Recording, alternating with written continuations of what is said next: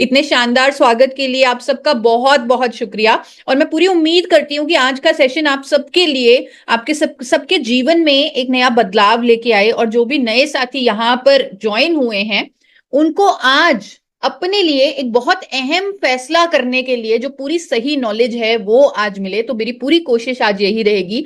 दोस्तों, आप सब जानते हैं मैं एक डाइटिशियन हूं और मेरा मिशन है कि मैं लोगों को सही ज्ञान देकर उन्हें स्वास्थ्य के प्रति जागरूक कर पाऊं, उन्हें रोग मुक्त जीवन के प्रति जागरूक कर पाऊं, ताकि हर कोई एक फॉरएवर हेल्दी लाइफ जी सके, एक रोग मुक्त जीवन जी सके। तो जैसे आप सब जानते हैं कि स्वास्थ्य में जो हमारी डाइट है वो बहुत इंपॉर्टेंट रोल प्ले करती है, कि हम क्या खान पीन करते हैं उससे ही हमारा स्वास्थ्य बनता है। तो बीइंग अ डाइटिशियन, आज मैं आप सबके सामने एक अहम मुद्दा लेकर आई हूं, वो है खाना पकाने का तेल।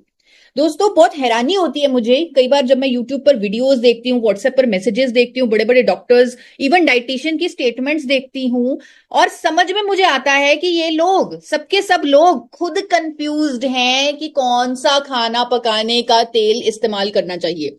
आजकल मैंने सोशल मीडिया पर देखा है कि कच्ची घानी का तेल खाना चाहिए, जो अगेन बहुत ज्यादा हार्मफुल है हमारे लिए। वो मैं आपको बताने वाली हूँ पूरे फैक्ट्स के साथ।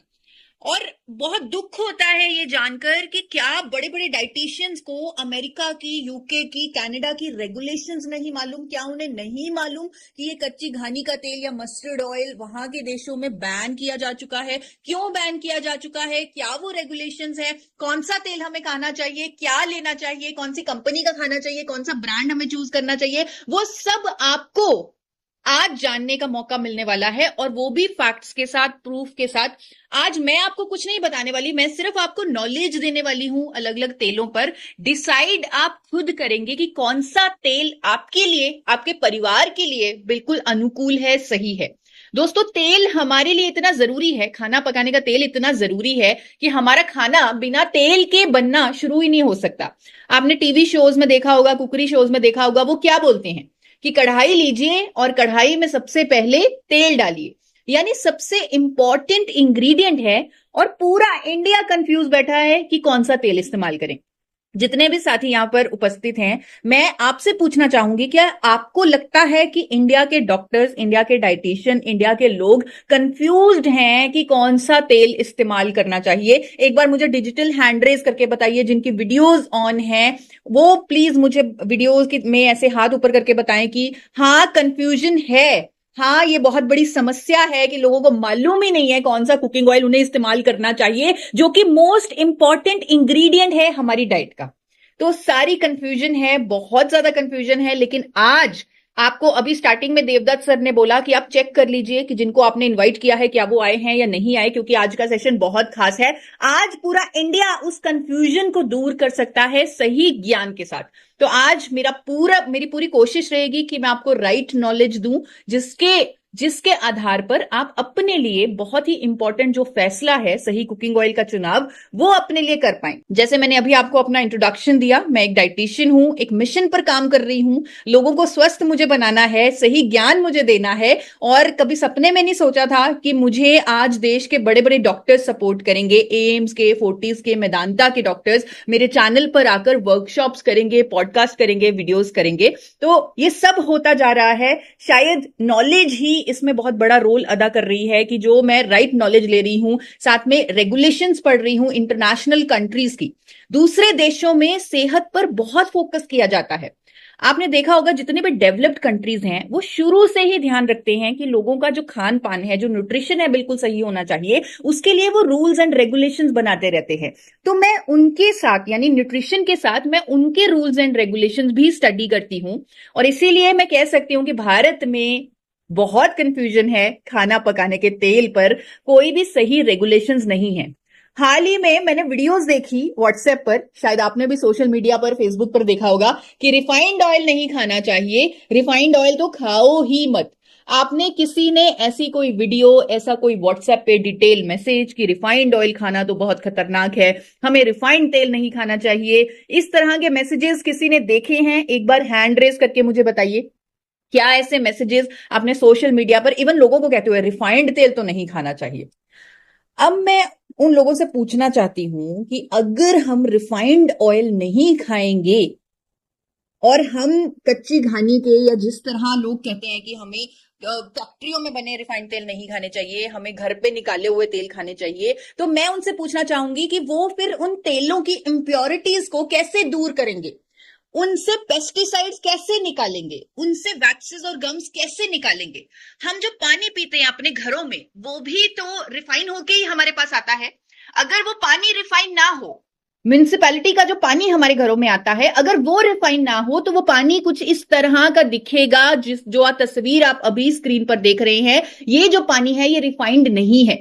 रिफाइनिंग मींस तेलों की इंप्योरिटीज को दूर करना, जो कि पॉसिबल ही नहीं है जिसे हम घर पे कर पाए, चाहे हम कितनी भी मशीनरी लगा लें। इसीलिए एफएसएसएआई ने स्टैंडर्ड्स बनाए हैं तेलों की रिफाइनिंग के, ताकि लोगों तक सुरक्षित तेल पहुंचे, सुरक्षित खाना पकाने का तेल उन तक पहुंचे। इसीलिए रिफाइनिंग करना बहुत जरूरी है, जिसे कंट्रोल कर रहा है हमारी भारत सरकार, food safety and standard authority of India, जिन्होंने तेलों की रिफाइनिंग के लिए क्या क्या उनमें पैरामीटर्स हैं, क्या क्या स्टैंडर्ड्स हैं, वो सब लेट डाउन किए हुए हैं। और बहुत सारे डॉक्टर्स ने, साइंटिस्ट ने एक वर्कशॉप भी की। जब ऐसे मैसेजेस सोशल मीडिया पर फ्लोट होने लगे, तब उन्होंने पूरा ये डिक्लेयर किया, साइंटिस्ट ने बोला कि रिफाइंड ऑयल्स बल्कि हमारे लिए जरूरी है, टोटली सेफ है, रिफाइनिंग तेलों की बहुत जरूरी है, ताकि हम साफ सुथरा तेल अपने अंदर डाल सके बिना किसी इम्प्योरिटी के। एक और प्रॉब्लम जो तेलों के अराउंड मुझे देखने को मिलती है, मैंने लोगों के घरों में जाकर देखा है, जहां पर बोला जाता है तेल कम इस्तेमाल करो, तेल डालो ही मत, पानी में ही खाना बना लो, क्योंकि तेल खाने से हम मोटे हो जाएंगे। आप में से किसी ने ऐसा सुना है कि लोग कहते हैं कि तेल खाने से हम मोटे हो जाएंगे? एक बार मुझे डिजिटल हैंड रेज करके बताइए। तो अंजना जी का, मनोज जी का हैंड रेज आ रहा है, बहुत सारे हैंड रेज आ रहे हैं कि लोग तेल खाना कम कर चुके हैं। क्यों? क्योंकि उन्हें लगता है तेल खाने से हम मोटे हो जाएंगे। और दोस्तों, जब से ये मिथ आया है कि तेल खाने से हम मोटे हो जाएंगे, उसी दौरान बहुत सारी बीमारियां भी बढ़ गई हैं लोगों में। अगर आपने नोटिस किया हो, पुराने जमाने में लोग तेल या घी से परहेज नहीं करते थे और तब बीमारियां भी कम होती थी। लेकिन आज के जमाने में जब लोग लो फैट डाइट पर जाने लगे हैं, बीमारियां बढ़ चुकी हैं। क्यों? क्योंकि फैट हमारे लिए बहुत एसेंशियल मैक्रो न्यूट्रिएंट है हमारे शरीर के लिए। मैं एक डाइटिशियन हूं, मैंने पूरी स्टडी की है। अगर हम अपने शरीर को फैट नहीं देंगे, यानी इस मैक्रो न्यूट्रिएंट को नहीं देंगे, तो हम अपने शरीर को चला नहीं सकते। ये हमारे लिए अति आवश्यक है। बहुत सारे ऐसे विटामिन जो हमें इम्यूनिटी देते हैं, अच्छी स्किन देते हैं, जो हमारी बोन्स को स्ट्रांग करती हैं, वो विटामिन हमारे अंदर एब्जॉर्ब ही नहीं होंगे अगर हम पर्याप्त मात्रा में फैट्स नहीं खाएंगे, तेल नहीं खाएंगे, क्योंकि ये जो विटामिन हैं ये फैट सॉल्युबल विटामिन हैं। हमारा दिमाग काम ही नहीं करेगा अगर हम फैट्स नहीं खाएंगे, क्योंकि ये 70% फैट्स का बना हुआ है हमारा दिमाग। आप एक बार ट्राई करके देखना, किसी दिन पूरा दिन आप लो फैट डाइट लेना, यानी कि तेल मत खाना। आप शाम तक इतने चिड़चिड़े हो जाएंगे कि कोई आपसे बात ही नहीं करेगा। आपके ब्रेन को सेटिस्फेक्शन फील ही नहीं होगा अगर उसे पर्याप्त मात्रा में फैट्स या तेल नहीं मिलेगा। तो फैट्स हमारे लिए बहुत ज्यादा जरूरी है। इसे हमें अपनी डाइट से आउट नहीं करना, इसे इन करना है। लेकिन ये जानना है कि सही फैट कौन सा है, सही तेल कौन सा है, क्योंकि ये बहुत जरूरी है जानना। इस ज्ञान को मुझे तो लगता है कि छोटी क्लासेस में ही, थर्ड फोर्थ क्लास में ही न्यूट्रिशन की नॉलेज देनी चाहिए हमारे देश में, क्योंकि इतनी कंफ्यूजन है। बच्चों को पता होना चाहिए कि कौन सा तेल उन्हें इस्तेमाल करना चाहिए, कौन से विटामिन मिनरल उन्हें लेने चाहिए, कौन सा प्रोटीन, कौन से मैक्रो न्यूट्रिएंट्स उन्हें लेने चाहिए। ये सब जो नॉलेज है, विदेशों में ये बचपन से शुरू हो जाती है, हमारे देश में भी ये बचपन से शुरू हो जानी चाहिए। अब हमारी देश की सरकार बहुत अच्छे कदम उठा रही है। पहली बार मैंने देखा 2024 की जो नई डाइटरी गाइडलाइंस आई हैं, पहली बार मैंने देखा कि कितना ज्यादा फोकस हो रहा है डाइट पर, कितना ज्यादा फोकस हो रहा है हमारी जो हैबिट्स हैं, जो गलत बन चुकी हैं, उन्हें चेंज करने पर। अब सरकार ठोस कदम ले रही है और पहली बार डाइटरी गाइडलाइंस में ये लिखा आया, जो मैं बहुत देर से जानती थी, कि तेलों को बार बार गर्म नहीं करना चाहिए। अब यहां पर क्या होता है, इंडियन घरों में स्पेशली जब हम तेल में कुछ भी फ्राई करते हैं, हम उसे स्टोर करके रख देते हैं और उसे दोबारा इस्तेमाल करते हैं। क्या आप लोग भी ऐसा करते हैं? अगर कोई ऐसा करते हैं तो प्लीज हैंड रेज करके मुझे बताइए कि जिस तेल में आपने फ्राइंग की, उस तेल को आपने डब्बे में बंद करके रख लिया और उसको दोबारा यूज करना शुरू कर दिया। तो बहुत सारे साथी ऐसा करते हैं। ये एजुकेशन मैं देना चाहती थी बहुत देर से कि हमें तेलों को बार बार गर्म नहीं करना, यानी जो उतना ही तेल इस्तेमाल करना है जितना तेल आपका फ्राइंग में लग जाए। उस फ्राइड तेल को दोबारा इस्तेमाल नहीं करना, क्योंकि उसमें फूड पार्टिकल्स चले जाते हैं और वो रेंसेड हो जाता है। कोई भी तेल आपको बार बार गर्म नहीं करना, आपको छोटी कढ़ाई लेनी है और उतना ही तेल इस्तेमाल करना है जितना आपका फ्राइंग में लग जाए। और जो बचा हुआ तेल है, वेस्टेज को अवॉइड करने के लिए आप एनिमल्स को दे सकते हैं, उसी दिन उसे यूज कर सकते हैं, लेकिन उसे आप डब्बे में भरकर मत रखिए, उसे बार बार इस्तेमाल मत कीजिए। ये विदेशों में ऑलरेडी कई सालों से फॉलो हो रहा है, लेकिन हमारे देश में इस पर गाइडलाइन पहली बार आई है, 2024 में ही ये गाइडलाइन आई है। तो आज मेरा मकसद है आपको तेलों का सही ज्ञान देना, ताकि आप अपने लिए सही खाना पकाने का तेल चूज कर सके। तो जो तेलों का ज्ञान है, अब आप कॉपी पेन लेकर बैठ जाइए। जो तेलों का ज्ञान है ये बहुत ही आसान सी चीज है, लेकिन आपको थोड़ा सा मेरे साथ बने रहना पड़ेगा, क्योंकि हमने हर तेल को समझना है। हमें सही डिसीजन लेना है कि कौन सा कुकिंग ऑयल हमारे लिए सही है, इसलिए जरूरी है हर तेल को समझना। तो उसे हम समझेंगे, लेकिन बहुत आसान तरीके से। तो आप ये समझ लीजिए कि ये जो तेलों का ज्ञान है ये बहुत आसान है। सिर्फ दो ही चीजों का ध्यान रखना है कि कितना तेल हमें खाना है और कौन सा तेल हमें खाना है। सिर्फ दो ही चीजें जाननी है। तो पहले बात करते हैं कितना खाएं। कितना खाएं इस पर ज्यादा दिमाग नहीं लगाना। हमारे लिए दिमाग सरकार लगा चुकी है, आईसीएमआर लगा चुका है, डब्ल्यूएचओ लगा चुका है, और वो गाइडलाइन दे चुके हैं कि हर व्यक्ति चाहे वो हिले भी ना, पूरा दिन बेड पे बैठा रहे, फिर भी उसे 25 ग्राम ऑयल खाना ही खाना है, 25 ग्राम तेल लेना ही लेना है। और ये क्वांटिटी 40 ग्राम पर डे तक भी जा सकती है अगर वो फिजिकली एक्टिव है। यानी 25 से 40 ग्राम प्रतिदिन आपको तेल, आपको फैट लेना है। तो ये जो कितना खाएं, ये बहुत ही आसानी से हमने कवर कर लिया, इसका ये पार्ट हमने कवर कर लिया। 25 से 40 ग्राम मात्रा है, क्वांटिटी है तेल की, जो हमें हर रोज लेनी है। अब हम चलते हैं दूसरे भाग की तरफ, यानी कौन सा तेल खाएं।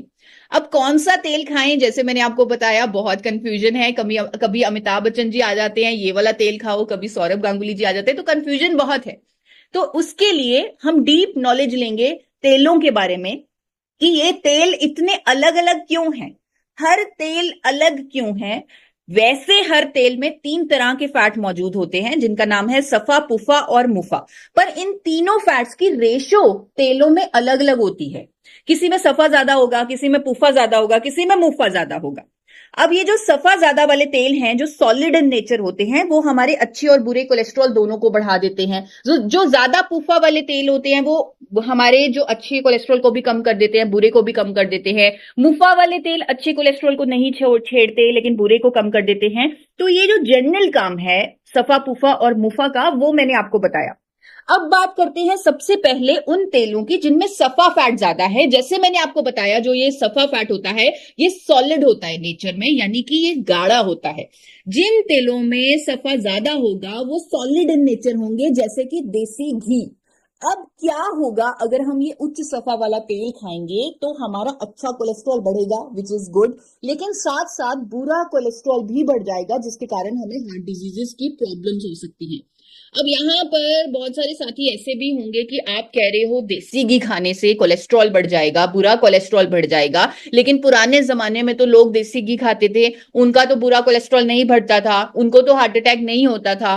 तो आप में से कितने लोग ऐसा सोचते हैं कि पुराने जमाने में तो देसी घी खाया जाता था। राज जी का हैंड रेज हो रहा है, तो बहुत सारे साथी ऐसे हैं, जो देवदत्त जी का भी हैंड रेज हो रहा है, श्याम सर का, मनोज जी का। तो पुराने आपको लोग मिलेंगे जो कहेंगे कि पुराने जमाने में तो हम देसी घी खाते थे, हमारे बुजुर्ग देसी घी खाते थे, लेकिन तब तो हमारा बुरा कोलेस्ट्रॉल नहीं बढ़ता था, तब तो कोलेस्ट्रॉल की प्रॉब्लम नहीं होती थी, तब तो हार्ट डिजीजेस की प्रॉब्लम नहीं होती थी। वो इसलिए क्योंकि पुराना जमाना ऐसा था।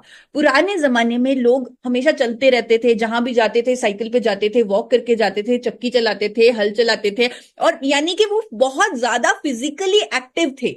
वो बैठे नहीं रहते थे, उनका ज्यादा जो काम था वो अपने शरीर को यूज करने का काम था, यानी फिजिकली वो बहुत ज्यादा एक्टिव थे। जो वो डाइट खाते थे, बहुत ज्यादा हाई फाइबर डाइट खाते थे, इसीलिए देसी घी का जो दुष्प्रभाव था, जो कि बुरे कोलेस्ट्रॉल को बढ़ाने वाला, वो निष्क्रिय हो जाता था, वो न्यूट्रल हो जाता था, क्योंकि फिजिकल एक्टिविटी इतनी ज्यादा थी।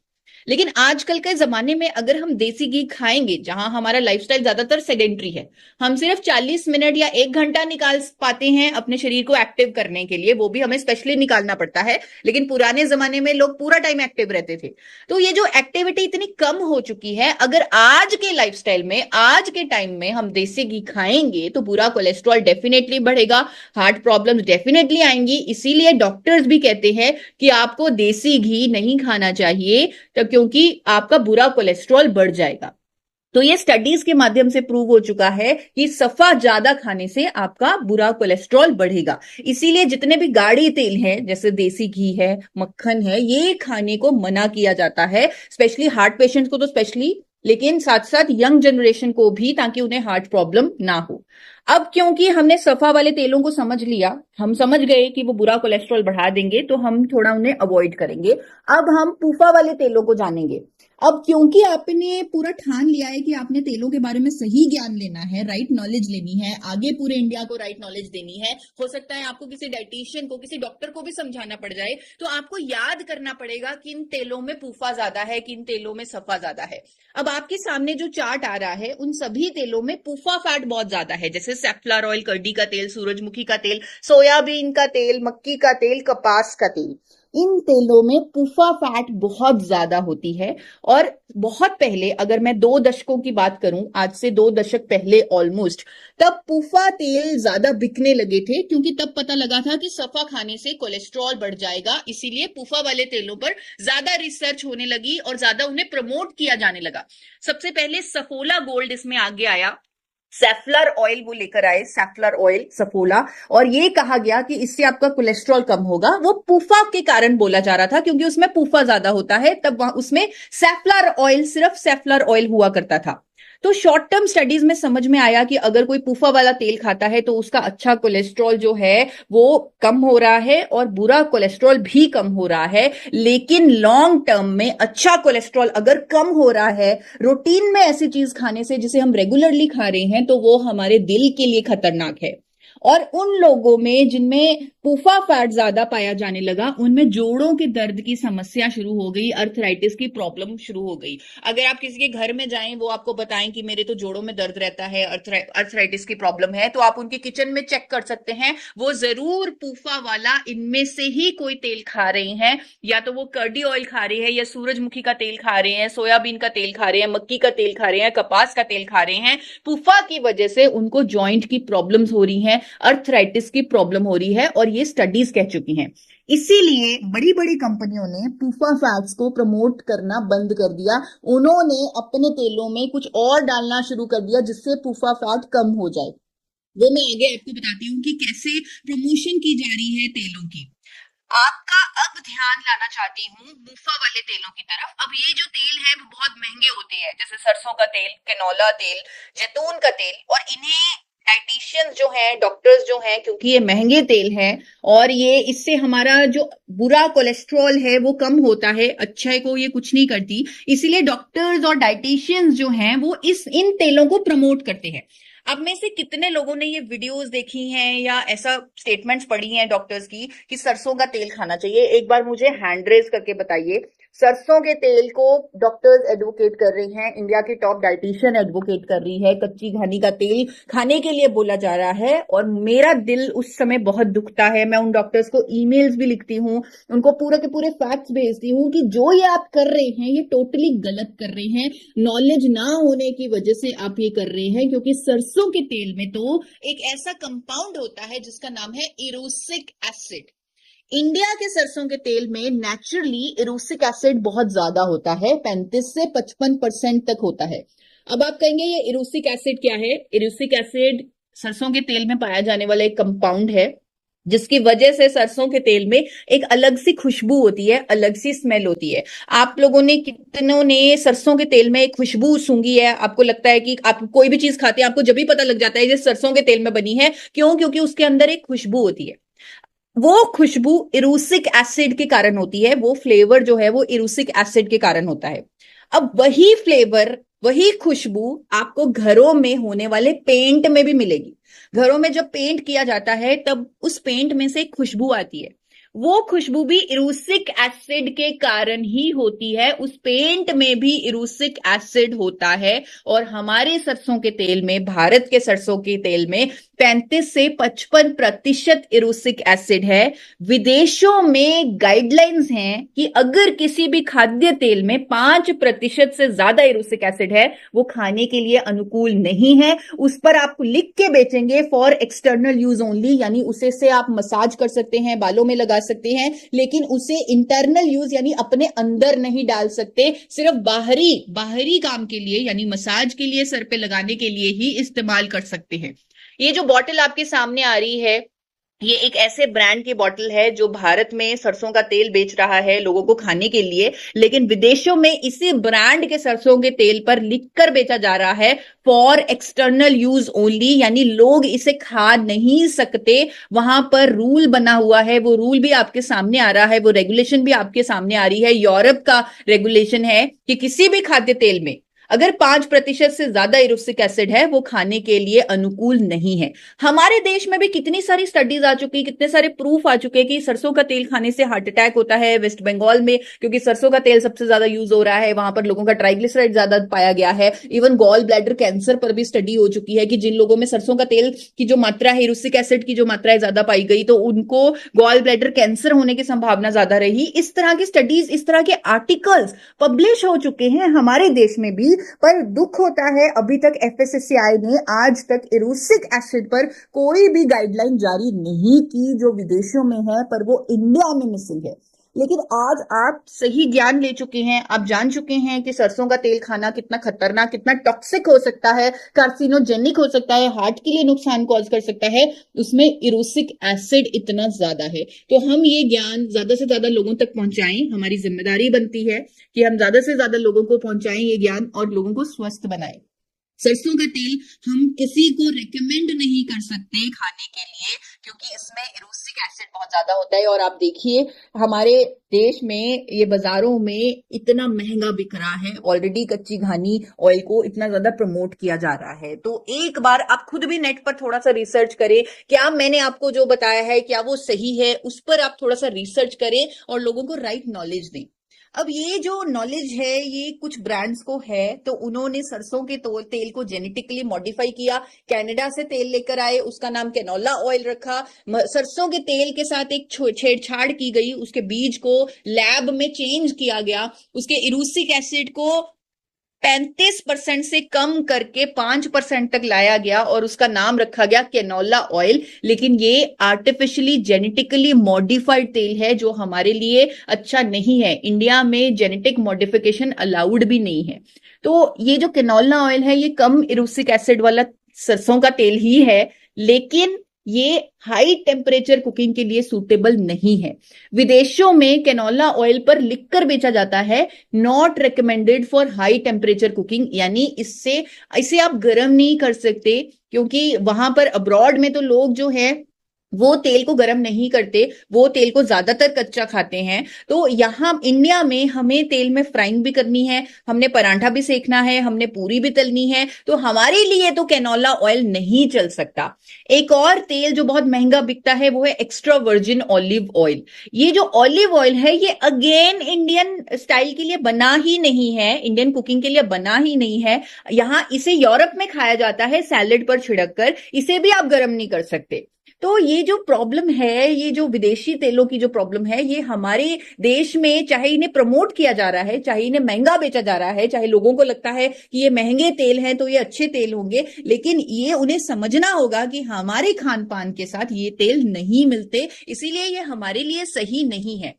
तो ये जो सारी चीजें जो अभी आपने समझी, वो आज से लगभग 20 साल पहले बहुत सारे डॉक्टर्स, बहुत सारे डाइटिशियंस, बड़े बड़े इंस्टीट्यूट्स ने रिसर्च की और उन्हें यह समझ में आ गया कि कोई भी तेल हमारे लिए सही नहीं है, क्योंकि उनके फैट कॉम्पोजिशन अलग अलग है। तो उन्होंने एक फैट कॉम्पोजिशन बनाई WHO ने और NIN ने, और ये सामने लाया कि हमें तीनों तरह के फैट चाहिए और ऑलमोस्ट बराबर बराबर चाहिए। हमें सफा भी चाहिए, हमें पुफा भी चाहिए, हमें मुफा भी चाहिए, ये तीनों फैट्स हमें बराबर चाहिए। और उसका असर क्या हुआ? उसका असर ये हुआ कि लोगों ने ये समझा कि कोई भी तेल उत्तम नहीं है, हमें तेलों को बदल बदल कर इस्तेमाल करना है। और लोगों ने तेल बदलना शुरू कर दिया, एक महीने कोई और तेल, दूसरे महीने कोई और तेल, तीसरे महीने कोई और तेल। आपको ऐसे लोग मिलते हैं या ऐसे डाइटिशियंस, ऐसे डॉक्टर्स कहते हैं कि आपको तेल को बदल बदल कर इस्तेमाल करना है? तो आप प्लीज मुझे हैंड रेज करके बताइए। मनोज जी का हैंड रेज आ रहा है, बहुत सारे ऐसे साथी हैं। जी हाँ, कमलेश यादव जी और मनीष राज जी, प्रीति जी, सबके हैंड रेज आ रहे हैं, क्योंकि ये एक बड़ी कंफ्यूजन पैदा हो गई पूरे इंडिया में 20 साल पहले कि तेलों को बदल बदल कर इस्तेमाल करो। क्यों? क्योंकि हमें तीनों तरह का फैट बराबर बराबर बराबर चाहिए। लेकिन बिना नॉलेज के अगर हम ये भी करेंगे तो वो भी संभव नहीं है। मैं कहती हूं अगर नॉलेज भी ले ले कि हमें पता हो कि इस तेल में सफा कितना है, कि किस तेल में मुफा कितना है, किस तेल में पूफा कितना है, फिर भी हम तेलों को बदल बदल कर यही एग्जैक्ट फैट कॉम्पोजिशन नहीं ले सकते जो हमें WHO देना चाहती है, जो हमें नेशनल इंस्टीट्यूट ऑफ न्यूट्रिशन देना चाहता है। लोगों ने तो ब्रांड बदलने शुरू कर दिए। लोगों ने सफोला लिया, फॉर्च्यून लिया, लेकिन उन्होंने देखा ही नहीं कि उसमें तो वही तेल है, उसमें तो सेफ्लर ऑयल ही है, फॉर्च्यून का भी सेफ्लर ऑयल है। तो इस तरह लोगों ने तेल जब बदले तब उन्हें समझ में ही नहीं आया कि ये हम कर क्यों रहे हैं। उन्होंने ये जानने की कोशिश ही नहीं की कि ये करना क्यों जरूरी है और क्या ये करके हमें कोई फायदा हो रहा है। ये भी नॉलेज ना होने की वजह से ये भी चीज कहीं ना कहीं मिसिंग रह गई। अब देखिए, अगर मैं सबके सामने ये चार्ट रख दूं और बता दूं कि किस तेल में कितना सफा, कितना पुफा, कितना मुफा है, तो भी ये करना हमारे लिए भी, इवन मेरे लिए भी, मैं एक डाइटिशियन हूं, तो मेरे लिए भी ये संभव नहीं है कि मैं तेल को बदल बदल कर वही फैट कॉम्पोजिशन ले लूं। लेकिन अब हमें डरने की जरूरत नहीं है, क्योंकि 2 दशक पहले भारत में राइस ब्रान ऑयल बनने लगा, जो नेचुरली नेचुरली बैलेंस्ड है, यानी उसमें तीनों तरह का फैट ऑलमोस्ट उतना ही है जितना हमें चाहिए। और इसे बैलेंस किसी कंपनी ने नहीं किया, ये इसका नेचुरल फैट कॉम्पोजिशन है। किसी भी तेल का जो फैट कॉम्पोजिशन होता है वो नेचुरल होता है, उसे कोई कंपनी ऑल्टर नहीं कर सकती। इसीलिए राइस ब्रान ऑयल का भी जो फैट कॉम्पोजिशन है उसमें सफा और पूफा और मुफा की मात्रा उतनी उतनी ही है जितनी जितनी हमें चाहिए। इसीलिए हम कहते हैं, और पूरे इंडिया को मैं एजुकेट करना चाहती हूं, कि उन्हें राइस ब्रान ऑयल का इस्तेमाल करना चाहिए बिना बदले लगातार। क्यों? क्योंकि वो हमें रेडीमेड सोल्यूशन दे रहा है, हमें जितना फैट सफा पुफा और मुफा चाहिए उतना ही दे रहा है, साथ में हमें टोकोट्रेनॉल्स, टोकोफिरोल्स और इजनॉल जैसे एंटीऑक्सीडेंट दे रहा है। तो ये हमारा जो राइस ब्रान ऑयल है ये सबसे उत्तम तेल है। और आपने देखा होगा आजकल कुछ डॉक्टर्स बोलने लगे थे कि आप 1 चम्मच देसी घी भी खाएं। क्यों? क्योंकि वो जानते हैं कि हमें सफा भी चाहिए, 27 से 33% सफा चाहिए। लेकिन जब आप राइस ब्रान ऑयल ले रहे हैं तो आपको सफा भी ऑटोमेटिक मिल रहा है, आपको उसे बदलने की जरूरत नहीं है, आपको देसी घी भी ऐड करने की जरूरत नहीं है। इसीलिए आपने कई बार देखा भी होगा कि राइस ब्रान ऑयल सर्दियों में थोड़ा सा गाढ़ा गाढ़ा लगता है। किसने ये चीज नोटिस की है कि राइस ब्रान ऑयल सर्दियों में थोड़ा सा जमा जमा लगता है? क्यों? क्योंकि उसमें सफा भी है और सफा फैट भी हमारे शरीर को चाहिए। 27 से 33% हमें सफा फैट चाहिए। तो राइस ब्रान ऑयल का सर्दियों में जमना प्रमाण है इस बात का कि इसमें सफा फैट भी नेचुरली है जो हमारे शरीर को चाहिए। और तो और सबसे अच्छी बात, ये हमारे इंडियन स्टाइल के साथ मेल खाता है, इंडियन कुकिंग के साथ मेल खाता है। इसका स्मोक पॉइंट सबसे ज्यादा है, यानी बहुत ज्यादा हाई हीट पर भी ये धुआं नहीं छोड़ता। राइस ब्रान ऑयल का स्मोक पॉइंट ज्यादा है, तो इसमें आप कुछ भी फ्राई कर सकते हैं बिना किसी डर के। इसमें एंटीऑक्सीडेंट सबसे ज्यादा है। जो चीज आप राइस ब्रान ऑयल में बनाएंगे और किसी और तेल में बनाएंगे तो आप देखेंगे कि राइस ब्रान ऑयल वाली चीज ज्यादा लंबी चल रही है, क्योंकि इसमें एंटीऑक्सीडेंट बहुत ज्यादा है और ये प्राकृतिक रूप से संतुलित तेल है। अब यहां पर जब ये क्लियर हुआ पूरे इंडिया को कि राइस ब्रान ऑयल सबसे उत्तम है, नेचुरली बैलेंस्ड है, तब एक नई कंफ्यूजन सामने आई कि कौन सी कंपनी का राइस ब्रान ऑयल लेना चाहिए। क्योंकि हर कंपनी ने राइस ब्रान ऑयल लॉन्च कर दिया, हर कंपनी ने नया ब्रांड अपना राइस ब्रान ऑयल का लॉन्च कर दिया। इवन सफोला गोल्ड में भी आप देखेंगे तो 80% राइस ब्रान ऑयल है। उन्हें समझ में आ गया कि राइस ब्रान ऑयल सबसे उत्तम तेल है, तो हर कंपनी आज राइस ब्रान ऑयल को प्रमोट कर रही है, अपने वेरिएंट में लॉन्च कर चुकी है, अपने ब्रांड में लॉन्च कर चुकी है। बड़े बड़े सेलिब्रिटीज के साथ राइस ब्रान ऑयल की लॉन्चिंग हो चुकी है हर कंपनी द्वारा। अब यहाँ पर जैसे मैंने आपको बताया कि ये जो टॉपिक है ये बहुत कंफ्यूजिंग है, लोग कंफ्यूज्ड हैं। तो ये जो टॉपिक इतना कंफ्यूजिंग इसलिए है कि जब सही ज्ञान आया तब कंफ्यूजन हो गई, किस ब्रांड का राइस ब्रान ऑयल खाएं, किस कंपनी का राइस ब्रान ऑयल खाएं। क्या आपको ऐसी कोई कंफ्यूजन है या आपने ऐसे लोगों को कंफ्यूज होते देखा है कि मैं किस कंपनी का राइस ब्रान ऑयल खाऊं या किस ब्रांड का? कमलेश जी का मैसेज हैंडरेज है, मनीष जी का हैंडरेज है, ममन जी का हैंडरेज है, मोहम्मद अब्दुल जी का हैंडरेज है, विनीत जी का हैंडरेज है। हाँ, पूरा इंडिया कंफ्यूज है कि किस कंपनी का, किस ब्रांड का राइस ब्रान ऑयल हमें लेना चाहिए। तो वो कंफ्यूजन भी आज मैं दूर करने आई हूं, बिल्कुल फैक्ट्स के साथ। जैसे अब तक मैंने सब कुछ आपको फैक्ट्स के साथ, प्रूफ के साथ बताया है, वैसे अब ये भाग भी, ये जो हिस्सा है इस प्रेजेंटेशन का, ये भी मैं पूरे फैक्ट्स के साथ और पूरे प्रूफ के साथ आपको बताने वाली हूं। इंडिया में एक कंपनी है जिसने सबसे पहले फिजिकल रिफाइनिंग की टेक्नोलॉजी से एडिबल राइस ब्रान ऑयल बनाया। उस कंपनी का नाम है एपी ऑर्गेनिक्स लिमिटेड धुरी। ये कंपनी आज की डेट में इंडिया की highest exporter of rice bran oil है। और यहां पर स्क्रीन पर एक पेटेंट आ रहा है, इस पेटेंट का आप स्क्रीनशॉट ले सकते हैं। आई एम श्योर ये पेटेंट आपके पास होगा।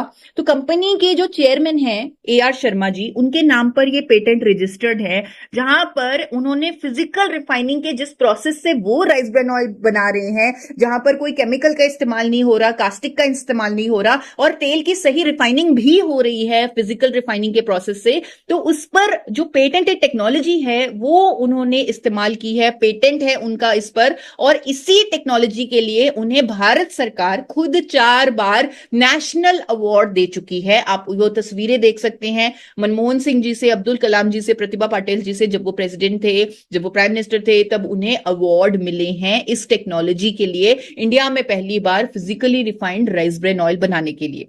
अब एक और जो खास चीज है एपी ऑर्गेनिक्स की, जो किसी और कंपनी की नहीं है, वो मैं आपको बताना चाहती हूं। अभी अभी मैंने आपको बताया कि एपी ऑर्गेनिक्स इंडिया की highest exporter of rice bran oil है। यहां पर जो प्रोडक्ट बनाया जाता है वो इंटरनेशनल स्टैंडर्ड से बनाया जाता है, इंडियन स्टैंडर्ड से नहीं। आप देख सकते हैं कि इंडिया अभी इन मामलों में बहुत पीछे है। हमारी एफएसएसएआई भारत सरकार डेफिनेटली इंप्रूव कर रही है, स्टैंडर्ड्स को रिवाइज कर रही है, लेकिन अभी भी हम अगर अमेरिका की बात करें, ऑस्ट्रेलिया की बात करें, न्यूजीलैंड की बात करें, तो हम बहुत पीछे हैं।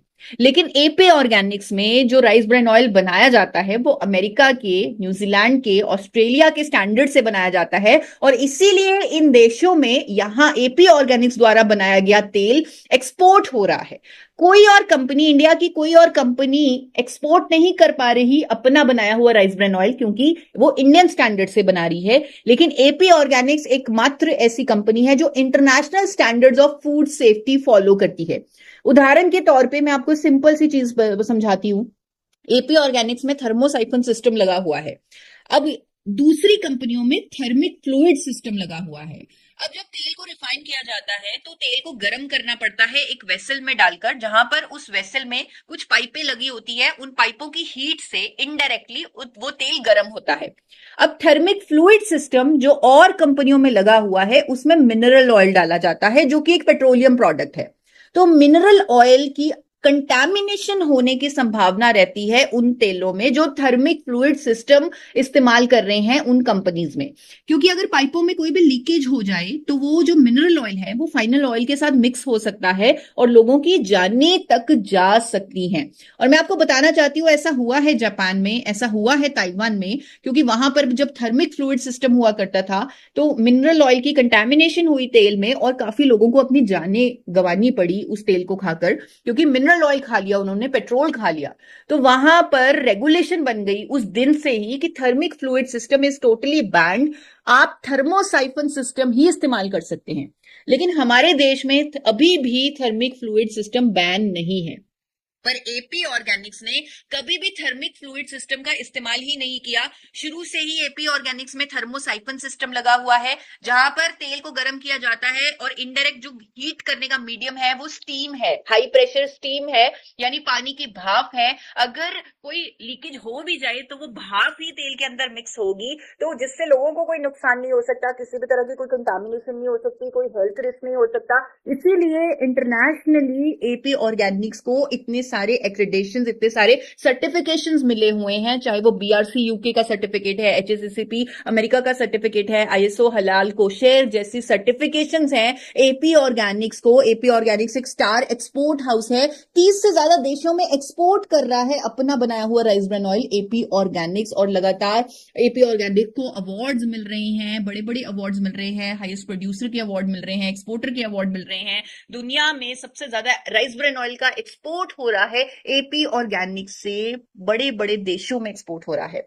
और मैं आपको बताना चाहती हूं, बहुत खुशनसीबी है हमारी भी और आपकी भी कि RCM हेल्थ गार्ड जो एक ब्रांड है जिसने इंडिया को जागरूक किया राइस ब्रान ऑयल के बारे में, घर घर राइस ब्रान ऑयल की अवेयरनेस पहुंचाई, लोगों के घरों में जा जाकर बताया कि राइस ब्रान ऑयल कैसे सेहत के लिए उत्तम है। ये जो health Guard rice bran oil है, ये एपी ऑर्गेनिक्स लिमिटेड धुरी का ही प्रोडक्ट है, ये इंडिया के हाईएस्ट एक्सपोर्टर का ही प्रोडक्ट है।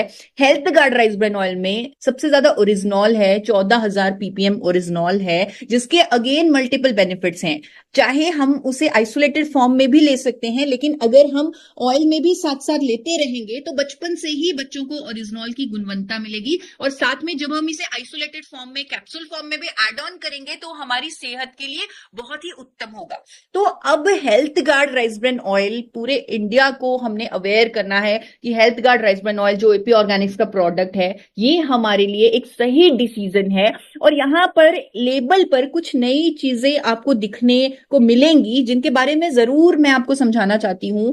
कुछ नया health Guard rice bran oil पर आप देखेंगे भारत सरकार का ट्रांस फैट फ्री का लोगो हेल्थ गार्ड के मेन लेबल पर, क्योंकि health guard AP Organics limited धुरी का ही प्रोडक्ट है, तो इस पर अब एक लोगो भी लगा आएगा कि ये ट्रांस फैट फ्री है।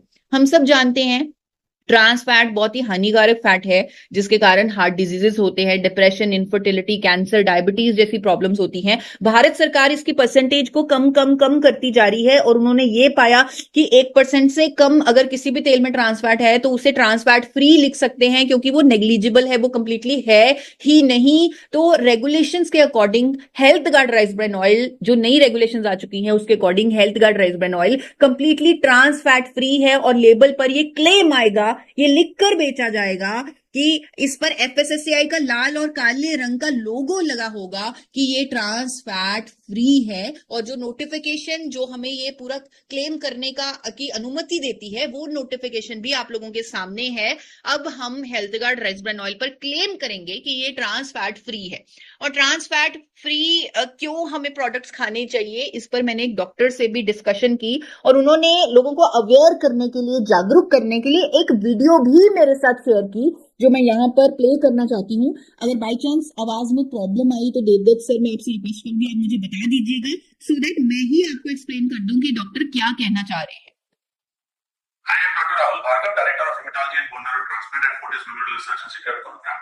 जैसा आप जानते हैं कि ट्रांसप्लांट खाने के अपने काफी सारे नुकसान होते हैं, निरंतर रूप से इस बात पे रिसर्च होती आई है, और इसी के मद्देनजर रखते हुए जिस प्रकार ने WHO ने नारा दिया है कि हमें ट्रांसफैट फ्री डाइट की तरफ आगे बढ़ना है 2023 में, उसी को भारत सरकार ने अपनाया है, और FSSAI के माध्यम से लोगों को अवगत कराने की एक मुहिम जो चलाई है कि ट्रांसफैट आपके खाने में कितना है, इसको जानना आवश्यक है। क्या चीज ट्रांस फैट फ्री है या नहीं है, वो लोगो है रेड एंड व्हाइट का, जिसको आपको ध्यान देना जरूरी है। तो अब आपके खाने पे लेबल चिपका हुआ आएगा, जैसे नॉन वेज वेज का लेबल आता है, उसी प्रकार से आप पहचान सकते हैं कि मैं ट्रांस फैट खा रहा हूं या नहीं खा रहा। किसी भी चीज में अगर 0.2 ग्राम से नीचे है तो वो ट्रांस फैट फ्री है। कोई ऑल है, अगर वो 1 ग्राम से नीचे है तो ट्रांस फैट फ्री है, क्योंकि देखा गया है कि ट्रांस फैट सिर्फ डिप्रेशन नहीं, एल्जाइमर नहीं, जबकि वो कैंसर जैसी दुष्बीमारियां भी करवाता है। उसमें सबसे ज्यादा प्रोस्टेट कैंसर, कोलोरेक्टल कैंसर, और साथ ही में agency for research in cancer ने ये दिखाया है हमको कि वो ब्रेस्ट कैंसर को भी बढ़ाता है। तो जब इतने सारे दुष्प्रभाव है तो हमको WHO और FSSAI के साथ मिलकर अवगत होना है, अवेयर होना है, और ट्रांस फैट फ्री डाइट की तरफ आगे बढ़ना आज आवश्यक है, क्योंकि जो प्रकार का हम खाना निरंतर रूप से खाते हैं वो कहीं ना कहीं हमको कैंसर प्रिवेंशन में बचाव देता है और हमारे को कैंसर होने से बचाता है। तो इसीलिए इस मुहिम में जुड़िए, ट्रांस फैट फ्री की तरफ बढ़िए, रेड और ब्लैक लेबल से बढ़ के पहचानिए और उसको ना खेलिए। मान लीजिए अगर आपको ये भी याद नहीं रहता कि कितने ग्राम से नीचे ट्रांस फैट फ्री होता है, तो लोगों को पहचाने जो रेड और ब्लैक है, उस लोगों से आप पहचान सकते हैं कि आपकी डाइट में ट्रांस फैट फ्री है या नहीं है, उसको जल्द से जल्द अपनाइए और बहुत सारी बीमारियों से बचने का प्रयास करें। धन्यवाद। तो जैसे आपने सुना, डॉक्टर राहुल भार्गव ने हमें अवेयरनेस दी कि हम अपने तेल को चुन सकते हैं, ट्रांस फैट फ्री तेल को चुन सकते हैं। लाल और काले रंग का जो लोगो है वो पहचान करके हम अपने तेल को चुन सकते हैं, चूज कर सकते हैं, उसे चुन सकते हैं। तो हेल्थ गार्ड के लेबल पर ट्रांस फैट फ्री का ये जो एफएसएसआई का लोगो है ये लिखा आएगा, ताकि लोगों को चूज करने में बहुत आसानी हो, सही सही तेल का चुनाव करने में बहुत आसानी हो। क्योंकि राइस ब्रान ऑयल सबसे उत्तम तेल है, ये हमें मालूम है, किस कंपनी का हमें लेना है, अब ये भी हमें मालूम है, कौन सा ब्रांड हमें पिक करना है। तो उसके लिए बहुत अच्छा हो जाएगा अगर हम इस रेड एंड ब्लैक कलर के लोगो पर फोकस करें, ट्रांस फैट फ्री के लोगो पर फोकस करें। एक और चीज जो बहुत ही इंपॉर्टेंट चीज है या बहुत ही ज्यादा आज की डेट में जिसके बारे में नॉलेज होनी चाहिए हम सबको, वो चीज से भी मैं आपको थोड़ा सा अवेयर कराना चाहती हूँ। अब क्या हो रहा है, आपने अभी हाल ही में एमडीएच के मसालों के बारे में सुना होगा या कुछ भी बड़े बड़े ब्रांड्स के बारे में सुना होगा कि ये जो प्रोडक्ट्स हैं, ये जो प्रोडक्ट्स हैं ये बैन हो चुके हैं यूरोप में। आप देख सकते हैं यूरोप जो है वो इतने स्ट्रिंजेंट रूल्स लेके आ रहा है, इतनी ज्यादा बड़ी बड़े रेगुलेशंस लेके आ रहा है, क्योंकि उसे अपने देश में बीमारी नहीं चाहिए। उसे लोगों की डाइट बिल्कुल प्रॉपर करनी है, लोगों को हेल्दी बनाना है और किसी भी तरह का कोई रिस्क नहीं लेना यूरोप में। तो यूरोप बहुत बड़ी रेगुलेशंस बना रहा है, चाहे वो प्रोडक्ट्स हैं चाहे वो कुकिंग ऑयल्स हैं। उस पर मैं थोड़ा सा आपको आइडिया देना चाहती हूँ कि क्या हो रहा है भारत के प्रोडक्ट्स का यूरोप में। एक बार आप इस न्यूज आइटम को सुनिए। Europe, in the last 5 years, the EU flagged more than 400 Indian products. Apparently, they were highly contaminated. 400. Remember, we're talking about products that had passed Indian quality checks. Yet they were flagged. 21 products had cadmium, which increases the risk of kidney disease. 59 products had pesticides, again cancer-causing ones, and 100 products had salmonella. Now, the EU flagged these products, so presumably they did not enter the European market. But what about India? We are buying and consuming these products, these contaminated items, which makes you wonder, what is the regulator doing? यहाँ पर एक सवाल उठाया है, बहुत ही अहम सवाल है कि हमारे देश के बड़े बड़े ब्रांड्स के 400 प्रोडक्ट यूरोप में बैन हो चुके हैं। वो यूरोप की क्वालिटी स्टैंडर्ड्स को पास नहीं कर पाए। 400 प्रोडक्ट, हम इंडिया के 400 प्रोडक्ट जो इंडिया में इस्तेमाल किए जा रहे हैं, जिनकी एडवर्टीजमेंट हो रही है, जिसे लोग रूटीन में खा रहे हैं, उनसे किडनी की प्रॉब्लम हो सकती है, कैंसर हो सकते हैं। तो ये जो सारी प्रोडक्ट्स है विदेशों में बैन हो चुके हैं, स्पेशली यूरोप में बैन हो चुके हैं। तो पर इंडिया में ये इस्तेमाल करने हो रहे हैं, तो इंडिया के जो रेगुलेटर्स हैं वो क्या कर रहे हैं, ये एक बड़ा सवाल उठाया गया है। अभी यूरोप में एक नई जो चीज हुई है वो मैं आपके सामने रखना चाहती हूँ। यूरोप में हाल ही में अप्रैल 2023 में ही एक नई रेगुलेशन सामने आई, जहां पर उन्होंने जीई और 3-MCPD नाम के कंटामिनेंट्स के बारे में बताया कि ये जो कंटामिनेंट्स है, अगर ये हमारे शरीर में चले जाए तो इससे इनफर्टिलिटी हो सकती है, किडनी की प्रॉब्लम हो सकती है, कैंसर हो सकता है। ये जो जीई और 3-MCPD नाम के कंटामिनेंट्स है, और उन्होंने ये रेगुलेशन में तय किया, उनकी जो लिमिट है वो तय की, और उन्होंने ये गाइडलाइन जारी की कि इससे ज्यादा जीएमसीपीडी या कंटामिनेंट्स की ये जो लिमिट है, इससे ऊपर के कंटामिनेंट्स हम नहीं ले सकते, क्योंकि अगर लोगों ने जी और एमसीपीडी अपने अंदर डालना शुरू कर दिया तो उनको किडनी डैमेज हो सकता है, इनफर्टिलिटी हो सकता है, कैंसर हो सकता है। और ये जो जीएमसीपीडी नाम के कंटामिनेंट्स हैं ये तेलों में पाए जाते हैं, क्योंकि ये फैटी एसिड्स ईस्टर्स हैं। आज की डेट में इंडिया में बड़े बड़े डॉक्टर्स आगे आकर अवेयरनेस कैंपेन कर रहे हैं जीई और 3-MCPD कंटामिनेंट्स पर। जैसे कि डॉक्टर प्रवीण चंद्रा की मैंने एक आर्टिकल देखा, एक स्टेटमेंट देखी, जहां पर उन्होंने कहा कि जीएमसीपीडी से बहुत सारे हेल्थ रिस्क हो सकते हैं। यूरोप ऑलरेडी इस पर रेगुलेशंस बना चुका है लोगों को प्रोटेक्ट करने के लिए, हमारे देश में भी इस पर रेगुलेशन बननी चाहिए। इसी तरह डॉक्टर राहुल भार्गव की कैंसर की जो हमारे पेशेंट्स हैं देश में बढ़ रहे हैं, इसीलिए जरूरी है कि गवर्नमेंट को जीई और 3-MCPD कंटामिनेंट्स पर रूल्स बनाने चाहिए, रेगुलेशंस बनाने चाहिए, उन्हें चेक करना चाहिए इंडियन ऑयल्स में और इंडियन प्रोडक्ट्स में। डॉक्टर सुशीला कोटारिया जो मेदांता की इंटरनल मेडिसिन की डायरेक्टर हैं, वो स्टेटमेंट दे चुकी हैं, अवेयरनेस कर चुकी हैं कि जी एक एमसीपीडी कंटामिनेंट से हमें क्या क्या प्रॉब्लम्स हो सकती हैं और कैसे देश को आगे आना चाहिए, गवर्नमेंट को आगे आना चाहिए, इस पर रूल्स बनाने चाहिए। और बहुत सारे अखबारों में ये स्टेटमेंट्स डॉक्टर्स जारी कर चुके हैं, आर्टिकल्स जारी कर चुके हैं इन कंटामिनेंट्स के ऊपर। एक वीडियो भी मुझे डॉक्टर सुशीला कोटारिया जी का मिला जहां पर वो इन कंटामिनेंट्स पर एजुकेशन दे रही थी। वो वीडियो भी, क्योंकि हमारे पास समय है, तो मैं वो वीडियो भी एक बार आप सबके सामने प्ले करना चाहती हूँ। Some contamination into the oil by GE or 3-MCPD are also these substances which have been found to be increasing the risk of cancer. And because oil is an integral part, we consume lot, breakfast, dinner, lunch. If something is common, which is salt and oil. So the right and safe oil is very, very important. And many countries have banned the presence of these molecules into the cooking oil. We also request that Indian authorities which control the food quality should also look into this so that these harmful substances can be minimized or removed from our cooking oils so that people can eat healthy and stay healthy. Thank you. यहाँ पर आपके सामने doctor साहब ने बोला, doctor Sushila ने बोला कि क्योंकि हम तेल और नमक इतना ज्यादा रेगुलर खाते हैं, यानी तीनों मील्स में खाते हैं, तो बहुत जरूरी है कि हमारा जो तेल है वो सेफ होना चाहिए, उसमें जी और 3-MCPD नाम के कंटामिनेंट्स नहीं होने चाहिए, क्योंकि यूरोप ने उस पर रेगुलेशन बना दी है कि इससे हेल्थ रिस्क होता है, ये कार्सिनोजेनिक है, तो इस पर एक लिमिट सेट कर दी है और वो जो रेगुलेशंस हैं उसे हमें भी मीट करना चाहिए। हमारे देश को, इसकी सरकार को भी ऐसी रेगुलेशंस बनानी चाहिए।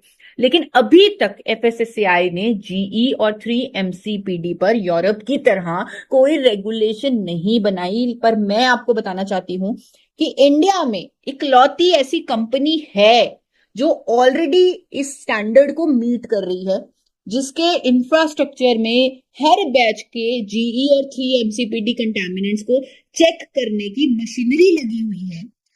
हमारे देश में तो इतनी सारी लैब्स भी नहीं है, इतनी सारी लैब्स में जीएमसीपीडी चेक भी नहीं हो रहा, लेकिन उस कंपनी में ऑलरेडी हर बैच की टेस्टिंग के लिए जी और 3-MCPD की मशीनरी लगी हुई है।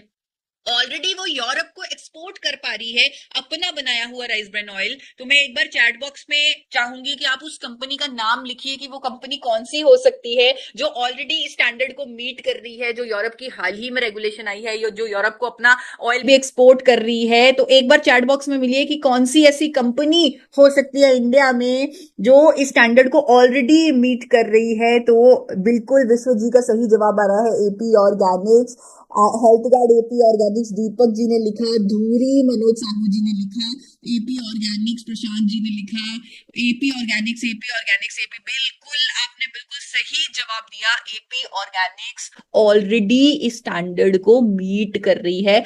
ऑलरेडी इंडिया में इकलौती ऐसी कंपनी है जो जी और 3-MCPD के जो कंटामिनेंट्स की रेगुलेशन है उसको कंप्लायंट है, यानी यूरोप ने जो सेट किया है उसे पूरा करती है, और ये इकलौती कंपनी है इंडिया में। और हम हेल्थ गार्ड, क्योंकि एपी ऑर्गेनिक्स लिमिटेड धुरी का प्रोडक्ट है, अब उसके लेबल पर लिखा आएगा कि it complies with new EU food safety regulation for G and 3-MCPD।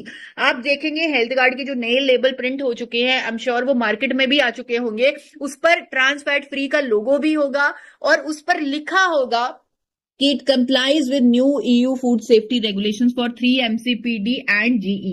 आज देश के बड़े बड़े ब्रांड्स जो करोड़ों रुपए की एडवर्टाइजमेंट कर रहे हैं, अपने प्रोडक्ट को महंगा बेच रहे हैं, वो इस लाइन को नहीं लिख सकते, वो इस क्लेम को नहीं लिख सकते अपने प्रोडक्ट पर। लेकिन हेल्थ गार्ड, क्योंकि वो एपी ऑर्गेनिक्स का प्रोडक्ट है, वो क्लेम के साथ अपना तेल ये कहकर मार्केट में लोगों को प्रेजेंट कर सकता है, क्लेम कर सकता है कि ये नए यूरोप के जो फूड सेफ्टी के स्टैंडर्ड्स हैं 3-MCPD और जी को लेकर, ये उसे मीट करता है। यानी ये आपके परिवार के लिए सुरक्षित है, न्यूट्रिशियस तो है ही और साथ साथ सुरक्षित भी है, सेफ भी है। आप बिना किसी डर के इसका इस्तेमाल कर सकते हैं, खुद को हेल्दी बना सकते हैं, खुद को स्वस्थ बना सकते हैं, एक रोग मुक्त जीवन पा सकते हैं। तो ये जो खाना पकाने का तेल है जिस पर आज हमने बहुत सारा ज्ञान लिया, इसको को हमने कंक्लूड किया कि राइस ब्रेन ऑयल दुनिया का सबसे उत्तम तेल है, लेकिन वो सेफ भी होना चाहिए। और भारत में एक मैन्युफैक्चरर है एपी ऑर्गेनिक्स, जो इंटरनेशनल सेफ्टी स्टैंडर्ड से राइस ब्रेन ऑयल को बना रहा है। और हेल्थ गार्ड जो है वो एपी ऑर्गेनिक्स का ही प्रोडक्ट है, जो ट्रांस फैट फ्री है। उसके लेबल पर लिखा आएगा कि ये यूरोप के नए जो स्टैंडर्ड है 3 MCPD और जीई के, उनको मीट करता है। इस क्लेम के साथ मार्केट में आपको इकलौता एक ऐसा ब्रांड मिलेगा जिसका नाम है health Guard rice bran oil. मुझे लगता है इसके बाद, इस सेशन के बाद, जहां हमने इतनी डीप नॉलेज ली, पूरे इंडिया को कोई भी कंफ्यूजन नहीं होनी चाहिए कि कौन सा तेल उनके परिवार के लिए सही है, सुरक्षित है, न्यूट्रिशियस है। तो अब हमने सही नॉलेज दी है पूरे इंडिया को, और मैं चाहती हूँ कि इस सेशन को आप ज्यादा से ज्यादा लोगों को फॉरवर्ड कीजिए, क्योंकि ये यूट्यूब पर भी अवेलेबल है। डॉक्टर्स तक पहुंचाइए, डाइटिशियंस तक पहुंचाइए, ताकि हर तरह का मिथ जो है खाने पकाने के तेल को लेकर हम उसे दूर कर सके, बिल्कुल सही ज्ञान के साथ, राइट नॉलेज के साथ।